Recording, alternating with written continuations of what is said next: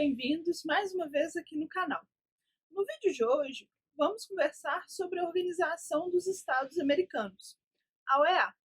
Vamos falar um pouco sobre a sua estrutura e os seus principais objetivos.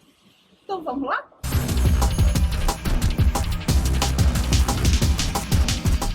Bom, hoje nós vamos falar um pouco mais então da Organização dos Estados Americanos, ou simplesmente da OEA.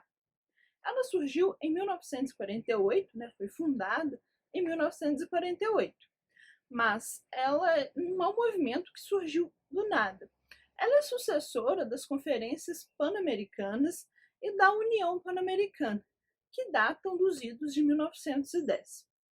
Então, a OEA, como eu disse, foi fundada em 30 de abril de 1948.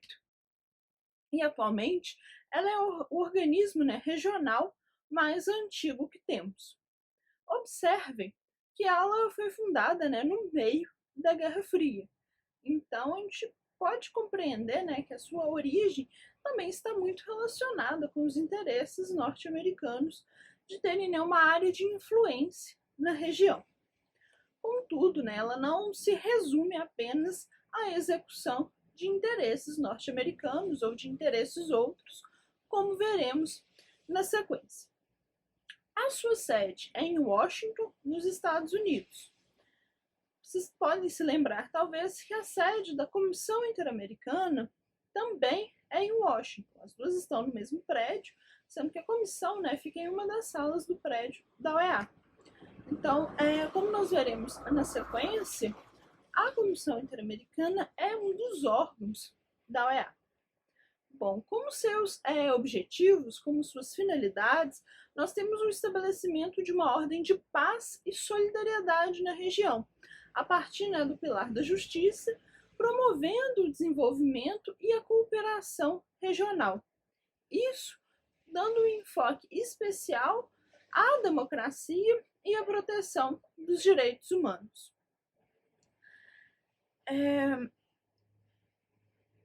Ela representa, sim, um longo processo de conformação.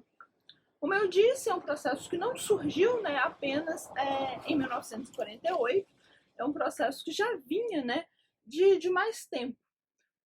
Podemos citar, por exemplo, a primeira Conferência Internacional dos Países Americanos, que aconteceu em Washington de 1889 a 1890. Ou as conferências subsequentes, que aconteceram no México, em 1902, no Rio de Janeiro, em 1906, em Buenos Aires, em 1910, em Santiago do Chile, em 1923, e em Havana, em 1928. Então a gente vê que já existia conversas no sentido de uma integração regional, de um caminhar conjunto, principalmente relacionados a temas de interesse compartilhados pelos Estados-membros. Então, nós temos que a OEA, que foi fundada 2 anos após a organização das Nações Unidas, ela começou apenas com 21 membros que assinaram a sua carta de fundação, a Carta da Organização dos Estados Americanos. E dentre esses membros, nós podemos destacar o Brasil.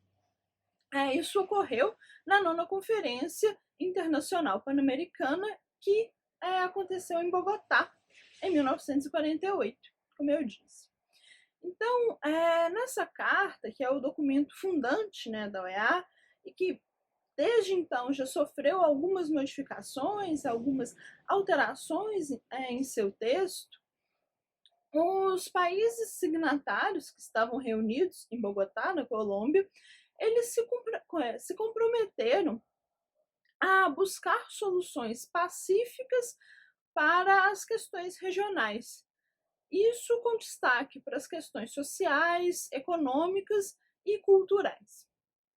Então a gente vê aqui a conformação de um ambiente regional que busca atingir objetivos comuns. Então é exatamente para isso que nós temos a OEA. Com relação aos princípios e aos objetivos, né, os propósitos da OEA, a gente precisa destacar o que está presente nos capítulos 1 e 2 da Carta da OEA, em que nós temos que a sua finalidade principal, isso é, sua finalidade principal é a de garantir a segurança do continente, o que é bem marcado, né, quando a gente pensa no momento de sua fundação. Como eu disse, um período, né, da Guerra Fria. E para que esse ambiente de segurança regional fosse possível, os Estados-membros se comprometem, né, se vinculam a mecanismos pacíficos de solução de controvérsias. Então, esse é um elemento assim, chave para a gente compreender a atuação e a conformação da OEA, que é essa busca por soluções pacíficas das controvérsias regionais. Então, nós poderemos destacar como principais objetivos da OEA o fortalecimento do regime democrático nos países do continente americano, o combate ao terrorismo, a busca de soluções pacíficas para conflitos econômicos, sociais e culturais entre os países membros, a integração econômica entre os países membros, o tratamento de questões envolvendo o meio ambiente, o combate ao tráfico de drogas e armas e o combate à lavagem de dinheiro e corrupção. Como nós também veremos, né, ao longo desse vídeo, na Carta da OEA também é detalhada a estrutura da organização, ainda que em linhas gerais, né, cada órgão posteriormente possuirá, né, seus regimentos internos, seus documentos em que serão detalhados as suas funções. Mas já tem uma previsão geral dos órgãos da OEA na Carta. Bom, primeiro vejamos os países que compõem a OEA. Bom, com relação aos Estados-membros, atualmente a OEA possui 35 Estados-membros e mais 72 observadores permanentes. Aí vocês estão vendo, né, quais são esses 35 Estados-membros, com destaque para o Brasil, que compõe a organização, e também, né, merece destaque o fato de tanto Estados Unidos como Canadá, que apesar de não terem ratificado a Convenção Americana de Direitos Humanos, isso é, que não participam do sistema interamericano de direitos humanos, por outro lado, participam sim da Organização dos Estados Americanos. Por isso, né, mais uma vez, é importante destacar que esses dois sistemas não se confundem, apesar, né, deles possuírem uma interseção que é a Comissão Interamericana de Direitos Humanos, da qual vamos falar um pouco mais daqui a pouco.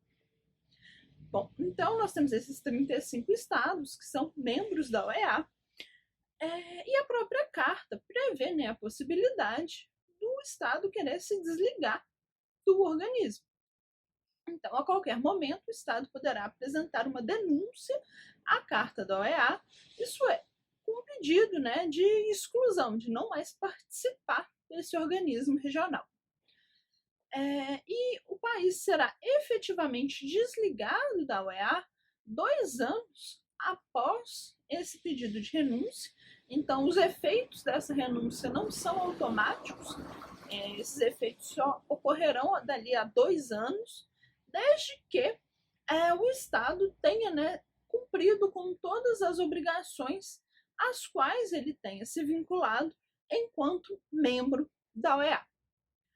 Na carta, por outro lado, não há nenhuma previsão de expulsão, dos Estados-membros. Então, não é possível, né, expulsar, não é possível que a OEA, alguns de seus órgãos, delibere pela expulsão de algum Estado-membro.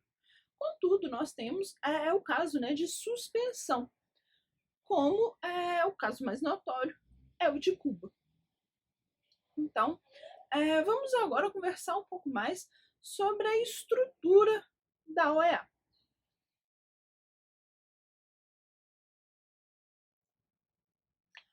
Bom, os órgãos da OEA também estão previstos em sua carta. Isso é, as linhas gerais, as diretrizes gerais desses órgãos.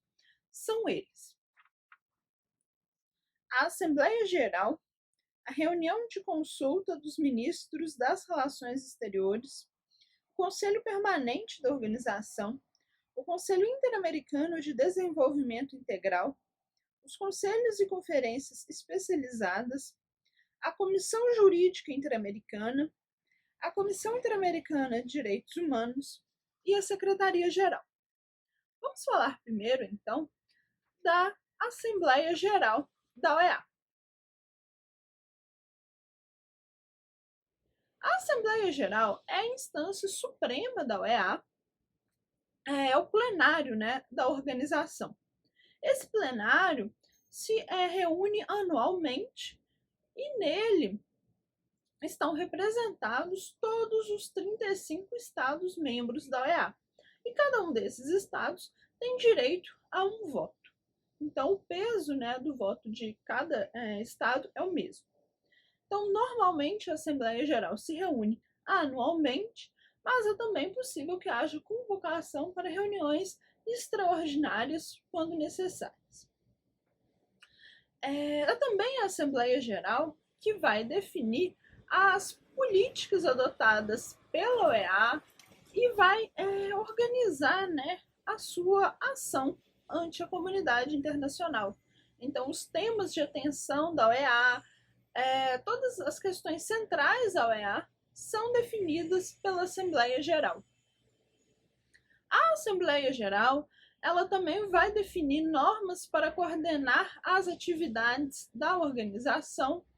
Ela também vai definir quais são os esforços necessários para fortalecer e harmonizar a relação da OEA com o sistema ONU. Lembrando que a OEA nunca teve o objetivo de substituir ou ser uma alternativa ao sistema ONU. Muito antes, pelo contrário. Seu objetivo está em trazer uma atuação conjunta e complementar ao sistema ONU, podendo dar, né, o devido enfoque necessário a aspectos regionais. Bom, também é responsabilidade da Assembleia Geral definir quais políticas, principalmente em matérias econômicas, sociais e culturais, devem ser adotadas para estabelecer uma melhor relação com outras organizações internacionais. E também é a Assembleia Geral que aprova o orçamento e os relatórios anuais da OEA. Bom, vejamos então agora o que é a reunião de consulta dos ministros das Relações Exteriores.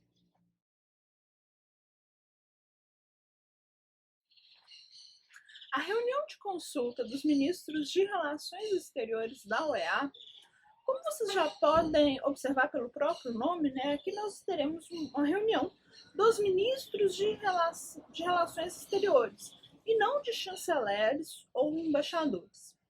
Então, essa reunião é convocada quando se tem questões urgentes, matérias de natureza urgente a serem deliberadas e que são de interesse comum para os Estados-membros da OEA. Nos termos da Carta da OEA, a reunião de consulta dos ministros de Relações Exteriores funciona como um órgão de consulta. Então, não é um órgão propriamente deliberativo, como a Assembleia Geral, consistindo muito mais em um caráter consultivo que essa Assembleia Geral vai poder recorrer. E também, né, esse aspecto urgente, matérias que precisam ser tratadas de forma imediata, são levadas à reunião de consulta dos ministros de Relações Exteriores. Vejamos agora os conselhos da OEA. E aqui nós temos dois deles, o Conselho Permanente e o Conselho Interamericano de Desenvolvimento Integral.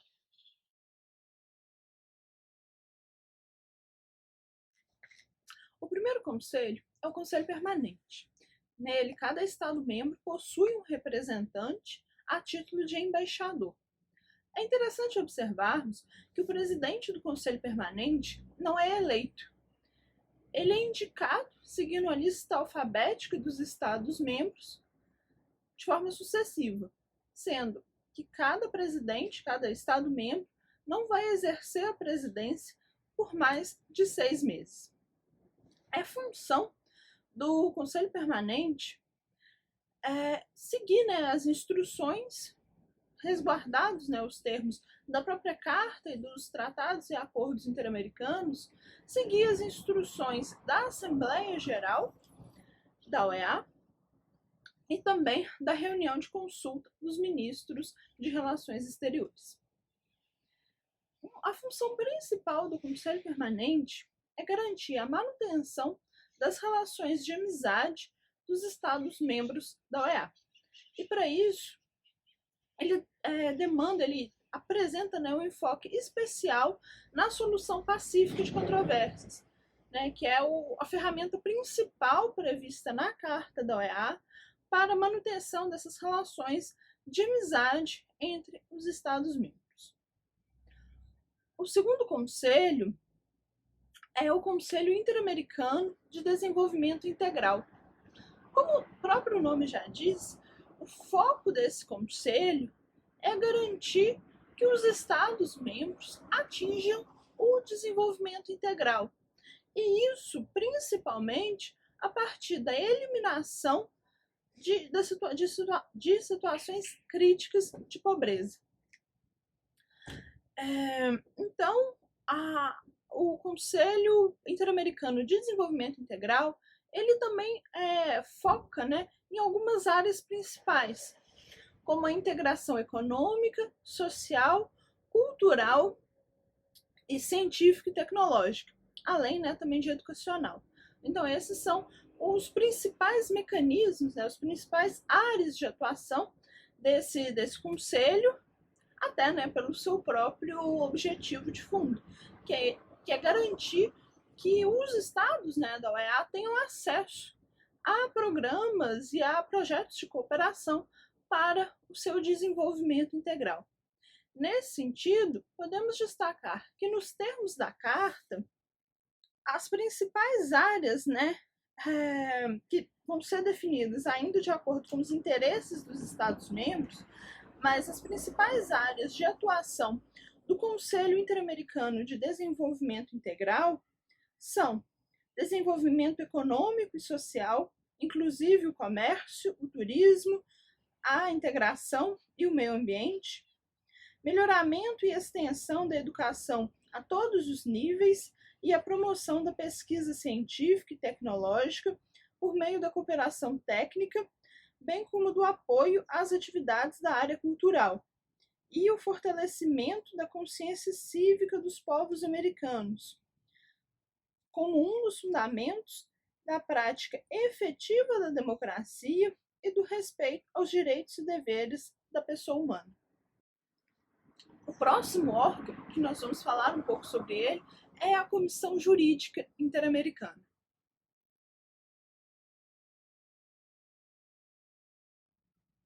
A Comissão Jurídica Interamericana, que tem a sua sede na cidade do Rio de Janeiro, ela tem como principais funções prestar consulta em matéria jurídica à OEA,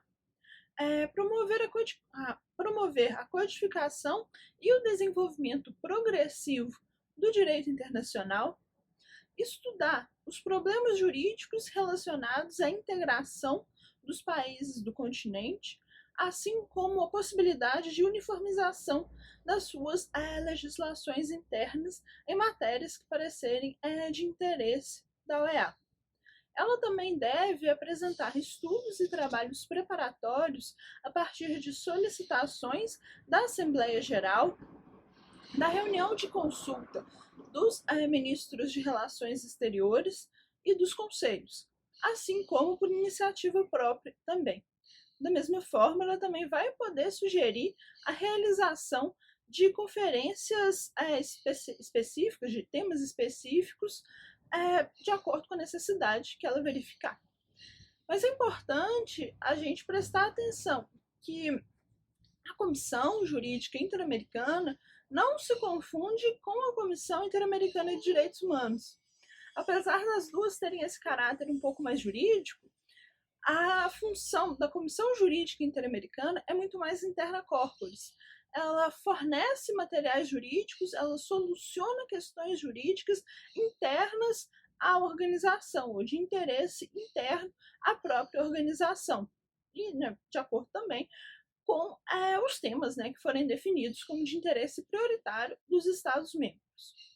Agora sim, nós vamos falar da Comissão Interamericana de Direitos Humanos.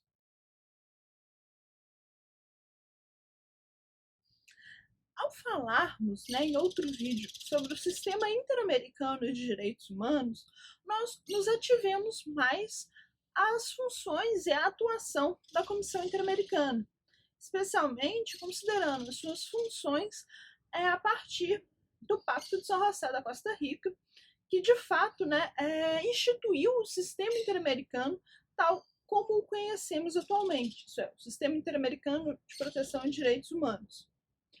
Mas, já na Carta da OEA, havia a previsão da Comissão Interamericana de Direitos Humanos.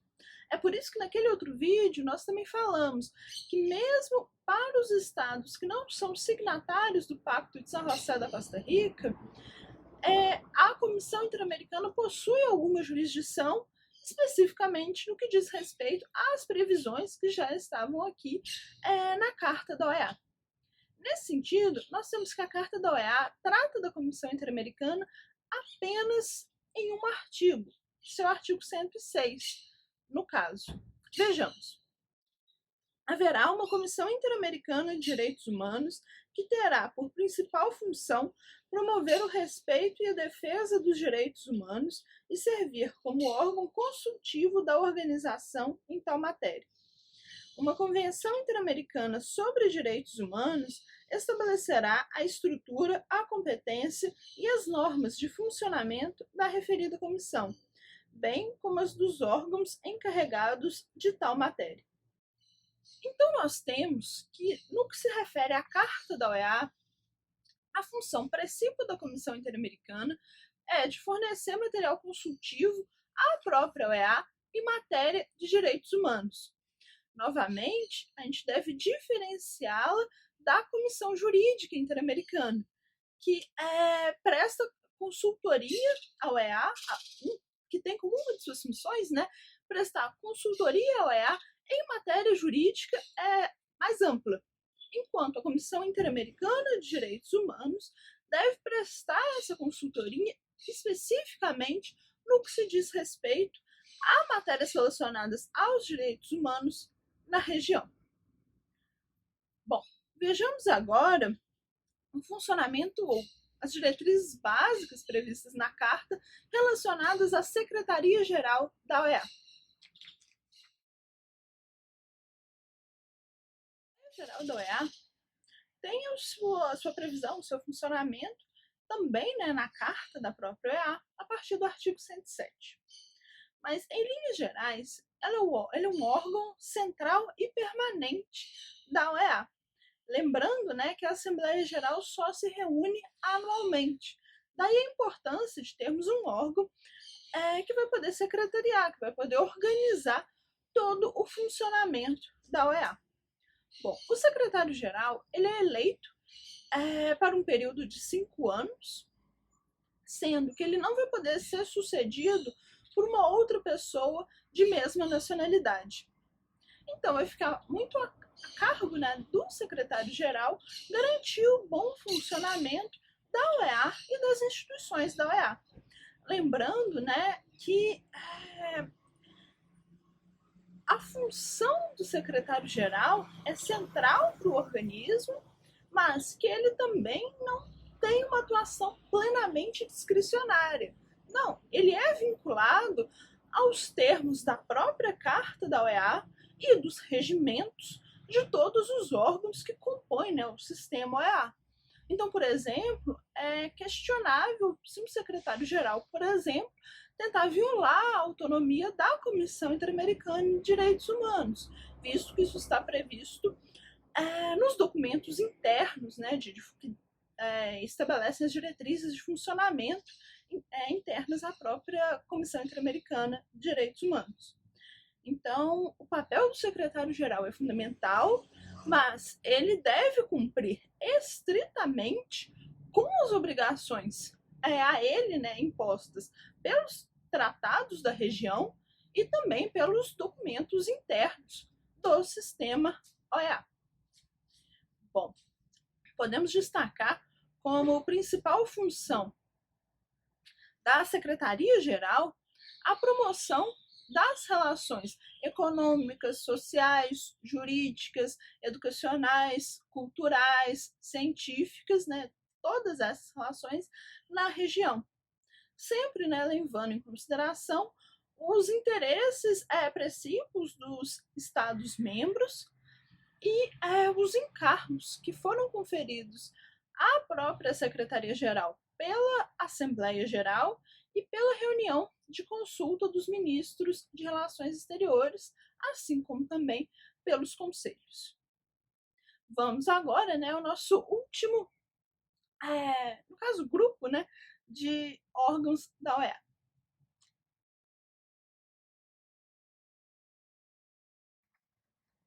Por fim, temos as conferências e organismos especializados. As conferências especializadas são reuniões intergovernamentais que vão tratar de assuntos técnicos especiais, com o objetivo, né, de desenvolver aspectos mais técnicos da cooperação entre os Estados-membros. Elas são designadas, né, a ocorrência delas vai ser determinada pela Assembleia Geral ou pela reunião de consulta dos ministros de Relações Exteriores. E isso pode ser por vontade própria desses dois órgãos ou por sugestão dos conselhos da OEA ou de seus organismos especializados. Agora, os organismos especializados internacionais são organismos intergovernamentais estabelecidos por acordos multilaterais. E a função, né, da existência desses organismos especializados está em desenvolver temas, matérias técnicas específicas de interesse dos Estados-membros. Nós podemos citar alguns exemplos. São eles: a Comissão Interamericana de Mulheres, o Instituto Indigenista Interamericano, o Instituto Interamericano de Ciências Agrícolas, o Instituto Interamericano da Criança, o Instituto Pan-Americano de Geografia e História e a Organização Pan-Americana de Saúde. Agora vamos falar um pouco mais sobre a relação do Brasil na OEA.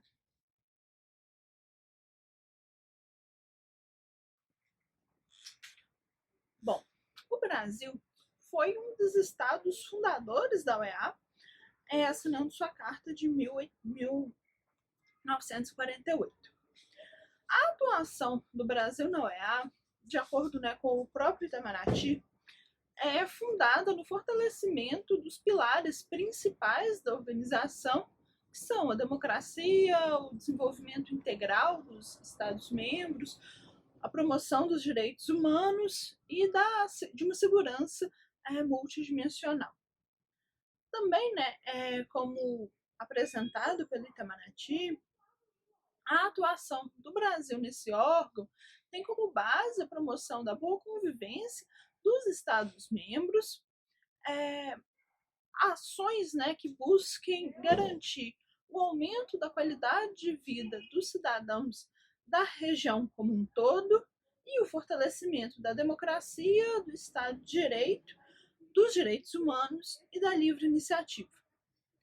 É interessante, né, a gente pensar também que essas obrigações do Estado brasileiro em termos de cooperação internacional também, né, devem ser aplicadas internamente na própria gestão do Estado, do governo, seja ele qual for.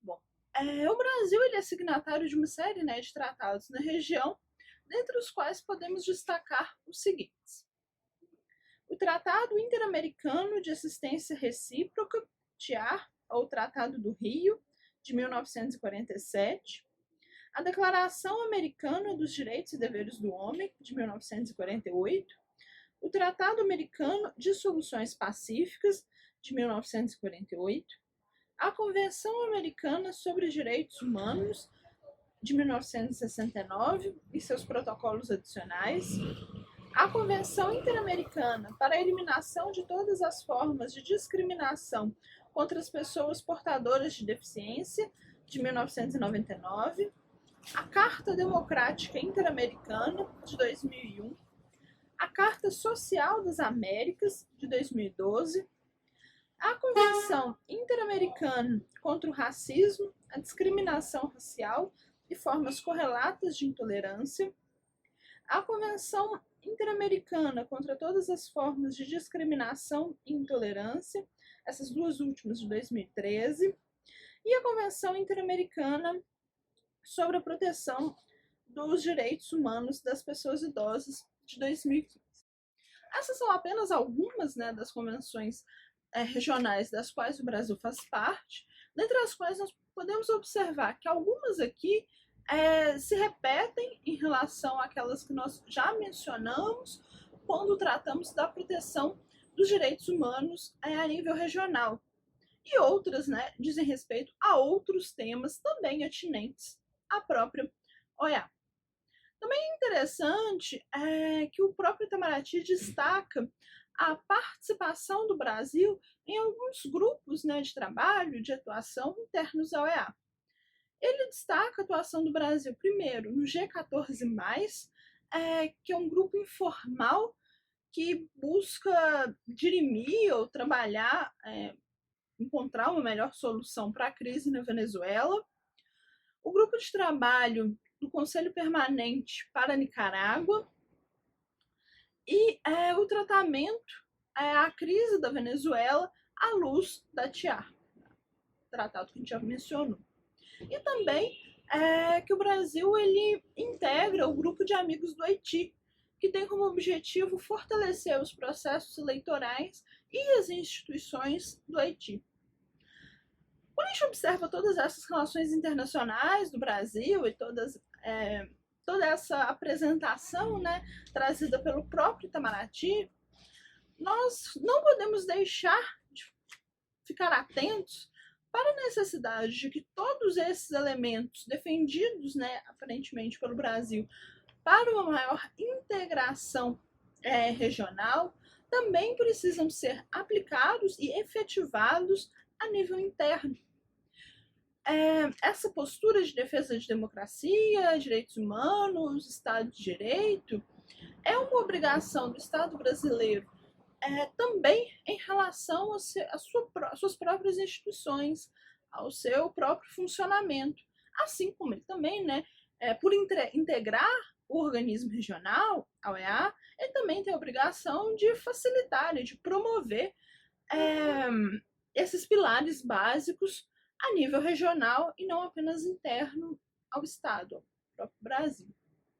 Outro ponto que merece nossa atenção é o risco que frequentemente aparece da instrumentalização de organismos internacionais para atender interesses de blocos econômicos ou de alguns países específicos. Na verdade, esse é um risco, né, ao qual as relações internacionais, de uma forma geral, estão sujeitas e, por consequência, ao qual o direito internacional, em alguma medida, também está exposto. Por isso é necessária essa postura de constante vigilância em relação aos usos, né, que estão sendo feitos do próprio direito internacional e das instituições e organismos internacionais para garantir que os seus fins sejam cumpridos nos termos próprios dos tratados que lhes deram origem. Bem, esses são algumas considerações e alguns aspectos centrais da OEA.